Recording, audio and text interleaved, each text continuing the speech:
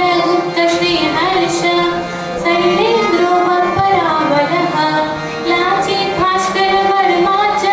यशोधर्मा च मूलजित् श्रीकृष्णदेवरायश्च ललितादित्य उत्कलः मूषणोरिमय भूतो प्रताप शिवभूपतिः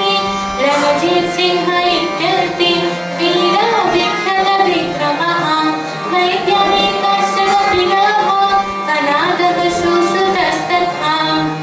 चरको भास्कराचार्य वरामिहिरशुधिः नागार्जुनो भरद्वाज आर्यभट्टो वशुर्वः हेयो वेङ्कटरामश्च विज्ञरामानुजादय रामकृष्णो दयानन्दो रवीन्द्रो राममोहनः रामतीर्थोरविन्दश्च विवेकानन्द उद्यश्च दादाभाई गोपबन्धु तिलको गान्धिरात्रिता रमणो मालवीयश्च श्रीसुब्रह्मण्य भारती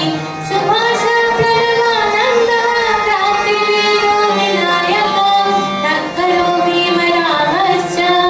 फूले नारायणो गुरु संघशक्ति प्रणेतारो केशव माधवस्तथा स्मरणीया सदैवैते नवचैतन्यदायका अनुक्ता ये भक्ता प्रभुचरण संक्षप्तहृदयः अनिर्दिष्टा वीरः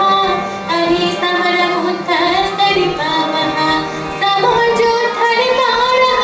सुहृदकरविज्ञाननिपुणः नमस्ते प्रभूयात् सकलसुजनेभ्यः प्रतिदिनम् ईदमेकान्तस्तोत्रं श्रद्धया यः सदा पठेत् स्वराष्ट्रधर्मनिष्ठावान् अखण्डं भारतं स्मरेत् भारत